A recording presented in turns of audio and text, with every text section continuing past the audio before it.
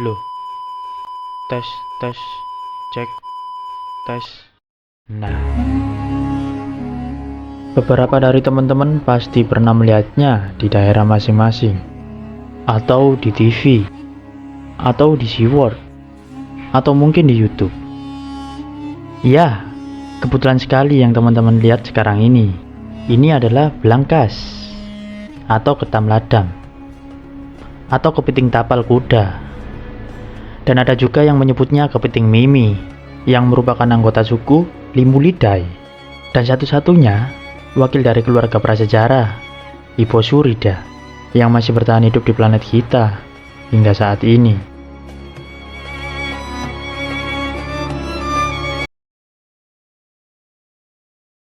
Hehehe, maaf. Sebelumnya, dukung terus channel ini ya teman-teman, dengan klik tombol subscribe dan nyalakan loncengnya. Dan satu lagi, jangan lupa like, komen, dan share video ini ya teman-teman.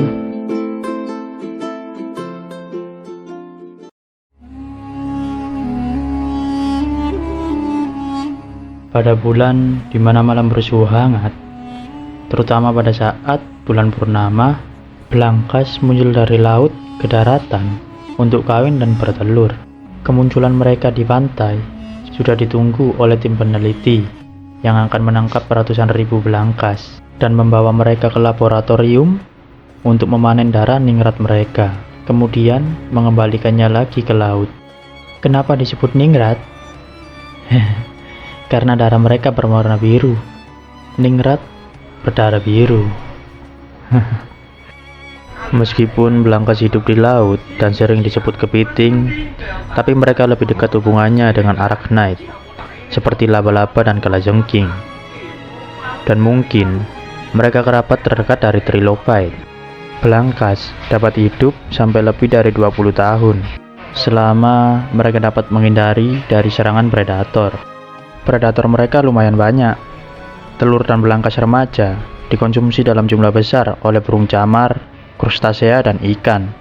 Sementara belangkas dewasa diincar oleh rakun, penyu laut, buaya, dan manusia.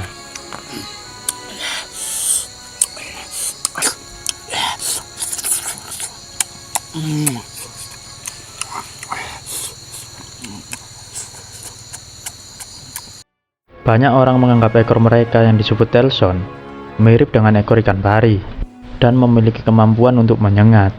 Tapi sesungguhnya, ekor itu hanyalah untuk membantu belangkas mengarahkan mereka saat berenang dan membantu membalikan tubuhnya sendiri jika mereka terbalik.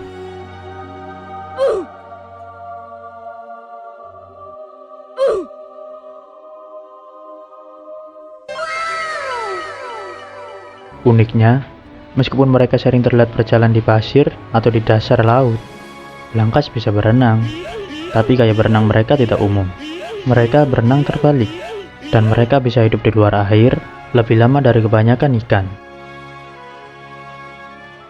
Belangkas betina yang sudah siap bertelur, pada saat air pasang akan merangkak ke pantai untuk bertelur dengan cara membenamkan dirinya ke dalam pasir. Lalu, si belangkas jantan akan meraih bagian belakang cangkang si betina, melepaskan sperma untuk membuahi telur. Belangkas betina meletakkan beberapa ribu telur sekaligus dalam gumpalan kecil di dalam pasir. Seekor belangkas betina bertelur dalam beberapa gumpalan, kira-kira sebanyak 20 gumpalan. Dalam satu gumpalan terdapat lebih dari 4.000 telur. Jika ditotal, kira-kira mencapai 100.000 telur setiap kunjungan tahunan mereka ke pantai. Telur-telur ini akan menetas dalam 2-4 minggu. Ketika telur menetas, belangkas remaja memilih tinggal di dekat pantai, dan mereka akan berganti kulit secara berkala atau menanggalkan cangkang mereka seiring mereka tumbuh. Betina biasanya berukuran lebih besar dari pejantan. Belangkas remaja akan berganti kulit sekitar 16 kali dalam 10 tahun sebelum mereka mencapai dewasa, dan cangkang mereka seringkali ditemukan terdampar di pantai. Banyak orang mengira cangkang-cangkang tersebut adalah belangkas yang sudah mati. Ini karena belangkas melepaskan cangkangnya dengan sempurna. Tapi kenapa kita memanen darah belangkas? Apa yang spesial dari darah mereka? Ternyata darah belangkas mengandung sel-sel yang disebut amebosit, yang melindungi mereka dari infeksi yang disebabkan oleh virus, jamur, dan bakteri. Amebosit akan membentuk gel di sekitar penjajah ini untuk mencegah mereka menyebarkan infeksi. Dan ini merupakan hal yang tidak biasa. Kita tahu semua hewan memiliki sistem kekebalan protektif. Bahkan beberapa hewan seperti porifera atau spons juga memiliki amebosit. Tapi amebosit belangkas sangat sensitif terhadap endotoksin bakteri.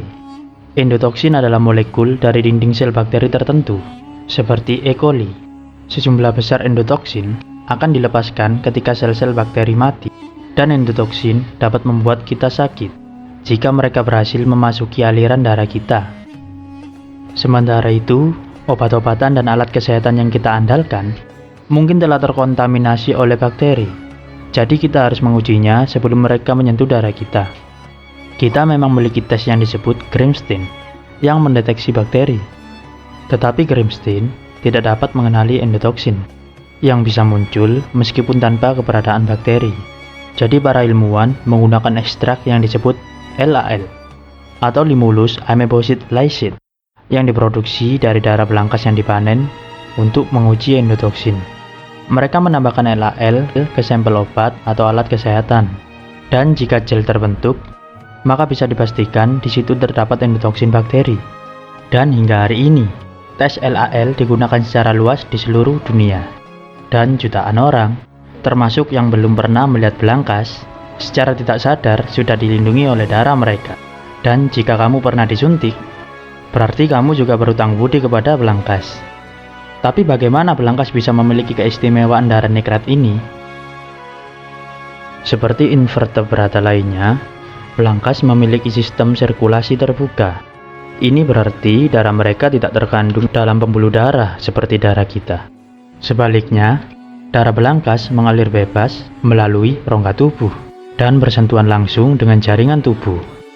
Jika bakteri memasuki darah mereka, wassalam, karena bakteri dapat dengan cepat menyebar ke area yang luas. Dan jika kelemahan ini dikombinasikan dengan air laut yang penuh bakteri, maka terlihatlah mengapa belangkas membutuhkan respon imun yang sensitif. Belangkas bahkan bisa selamat dari peristiwa kumpulan massal, sebuah peristiwa yang juga memusnahkan dinosaurus. Tetapi bukan berarti mereka tidak terancam. Ada banyak bukti bahwa populasi mereka menyusut, dan mereka dinyatakan terancam punah pada tahun 2014. Kesuksesan mereka bertahan hidup ini terancam oleh kita. Iya, manusia. Penelitian telah menunjukkan bahwa hingga 15% belangkas mati dalam proses pengambilan darahnya, dan penelitian terbaru menunjukkan jumlah ini mungkin lebih tinggi. Para peneliti juga mengamati banyak belangkas betina tidak kembali bertelur, dan itu di beberapa daerah di mana mereka banyak ditangkap. Namun, alasan ini bukan hanya berasal dari industri biomedis. Pengembangan daerah pesisir pantai juga menghancurkan situs bertelur belangkas. Beberapa negara menganggap belangkas adalah kuliner yang lezat.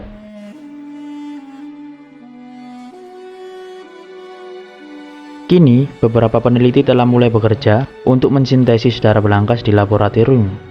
Untuk saat ini, kita masih memanen darah mereka.